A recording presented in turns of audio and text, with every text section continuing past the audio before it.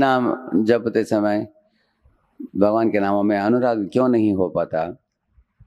इसका एक मूलभूत कारण है कि हम मन को पूर्ण रूपेण समर्पित हरिनाम हम ले नहीं पाते हैं, क्योंकि मन में अलग अलग विचार उठते हैं। इस दुनिया में जो भी होता है उसका असर हमारे मन के ऊपर पड़ता है। हम हमेशा प्लस माइनस मन सोचते रहता है, ये मुझे मिला, काश ये नहीं मिल पाया मुझे, अगर ये मिल जाएगा तो अच्छा होगा, अगर ये छूट जाएगा तो बड़ा नुकसान है। इस तरह क्या मिला क्या नहीं मिला, क्या लाभदायक है क्या हानिकारक है, क्या मेरी अपेक्षाएं हैं, ये सब चीज़ें हमारे मन में उठते रहते हैं। लेकिन बुद्धिमान जीव सोचता है इस दुनिया में अंतिम दिन जब हमें देह त्याग करना हो उस समय हमारे साथ कुछ नहीं आने वाला है, इसलिए जो भी प्लस माइनस हुआ जीवन में वो सब जीरो हो जाता है। किस टाइम? अंतिम दिन। अगर ये सत्य बात है तो ये प्लस माइनस कैलकुलेशन करने में क्या मजा।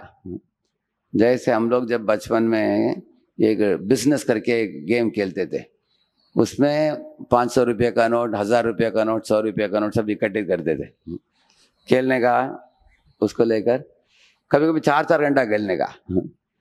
लेकिन अंत में वो जो करेंसी नोट है सब नकली है, कुछ भी असली नहीं है। तो हमारा करके कुछ होने वाला है क्या? उस गेम होने के बाद कुछ नहीं है। तो हमारे जीवन भी इस तरह का बिजनेस का ही खेल है, क्योंकि अंतिम दिन हम सब कुछ इधर ही छोड़कर जाने वाले हैं, साथ में नहीं आने वाला है। अगर प्लस माइनस दोनों जीरो हो गया है, इतने प्लस माइनस को लेकर इतना हमारे दिमाग को गर्म करने की क्या ज़रूरत है? ये हमें सोचने की बात है। मान लीजिए आपके पड़ोस के घर वाला को अगर 10 लाख प्राप्त हो गया उसको लॉटरी में, क्या आप कूदेंगे? अगर किसी और का नुकसान हो गया कुछ पैसा, आप रोने वाले नहीं हैं, क्योंकि आप सोचेंगे मेरा नहीं है उसका है। ठीक उसी तरह इसके लाभ उसके नुकसान से आप प्रभावित नहीं होते, इसी तरह हमारे लाभ हमारे नुकसान से भी हमें प्रभावित होने की जरूरत नहीं है, क्योंकि जीवन पूरा करके हम लोग अंतिम सांस लेते समय प्लस माइनस सब जीरो बनने वाला है। इसलिए इसके बारे में भी उतना ही हमें गंभीरता से लेना चाहिए जितना हम पड़ोस वाले के लाभ, पड़ोस वाले के नुकसान के बारे में हम लेते हो। तो ये बात अगर हमने समझ लिया तो मन को इस जड़ जगत में लिप्त ना करके मन को हटाकर भगवान हरि के श्री चरणों में समर्पित करना आसान हो जाएगा हमको। इसको अंग्रेजी में बोलते हैं रिनाउंस्ड टेम्परामेंट। इस दुनिया में हमें किस भावना में रहना चाहिए? Renounced temperament. जैसे एक पानी का बूंद कमल के दल के ऊपर रखो, पद्म पत्र विवाम भसा, भगवान बताते हैं, वो कभी उसको छूता नहीं, चिपकता नहीं, उसमें गिर जाता है। इसी तरह हम लोग इस दुनिया में रहना चाहिए, लेकिन दुनिया के चीज़ों में लिप्त नहीं हो जाना चाहिए, अपने आप को अलूफ रखना चाहिए। ऐसे इतना ही नहीं, इस तरह रख कर भगवान श्री हरि के नाम रूप गुण लीला चेष्टाएं इसको मन में धारण करना चाहिए। जैसे हम लोग प्रातः काल में उठकर मंगला आरती, नरसिंह आरती, तुलसी आरती, गुरु पूजा और नाम का जप और भागवत का श्रवण इत्यादि हम लोग कर रहे हैं, ये हमारे लिए सर्वस्व है, प्राण है हमारे लिए, क्योंकि इन चीज़ों को ये अमृतमय है, इसको अंदर लेने से आत्मा की कल्याण होता है, मंगल होता है, चित्त शुद्ध होता है, भगवान हरि की ओर प्रीति बढ़ता है। इन चीज़ों को गले लगाना चाहिए हमको, और दुनिया के प्लस माइनस को जीरो कर देना चाहिए। इसलिए नाम जप करते समय सोचने के लिए लायक चीज़ क्या है?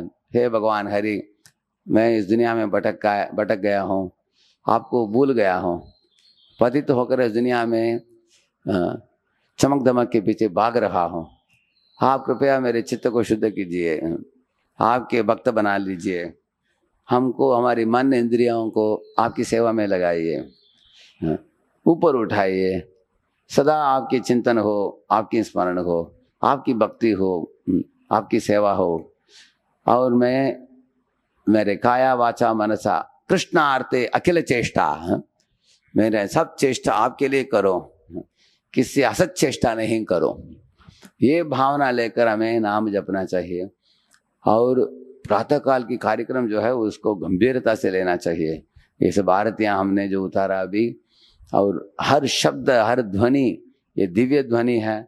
जितना हम इसको गंभीरता से, इसलिए बोलते हैं सावधानी से वंदमोये सावधान मते, सावधानी से आचार्य की पूजा होनी चाहिए, सावधानी से नाम जपना चाहिए, सावधानी से युगल की दर्शन करना चाहिए। तो आध्यात्मिक क्रियाओं को सावधानी से करना चाहिए, वो ही असली लाभ है जीव के लिए। इसको मन में रखते हुए इस तरह दुनिया के जड़ पदार्थों की आकर्षण से मुक्त होना और भगवान हरि के श्री चरणों में आश्रित हो जाना, शरणागत हो जाना, यही मनुष्य जीवन का मूलभूत उद्देश्य है, बाकी कुछ नहीं है। अगर हम इस तरह कर नहीं पाए, कुछ मन में और भी भौतिक वासनाएं बच्चे बैठे हुए हैं, तो और एक शरीर दिया जाता है हमको उन वासनाओं को पूर्ति करने के लिए।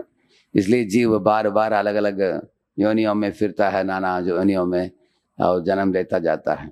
अगर कोई व्यक्ति मन को हटा पाया और भगवान हरि के भजन में पूरा लगा पाया, वो स्त्री हो, पुरुष हो, घर गृहस्थी हो, ब्रह्मचारी हो, सन्यासी हो, कोई भी क्यों न हो, तरुण हो, छोटा बच्चा हो, प्रहलाद जैसे, कोई भी क्यों न हो, वो व्यक्ति भक्ति में आगे बढ़कर भगवान को प्राप्त कर सकता है आसानी से। तो हम नाम जप करने जा रहे हैं। हम लोग नाम जप के पहले इस तरह की हम एक चेतना को निर्माण कर ले, मन को हटाकर बाकी पदार्थों से, और भगवान हरि के नामों का ध्यान पूर्वक श्रवण करे, चिंतन करे।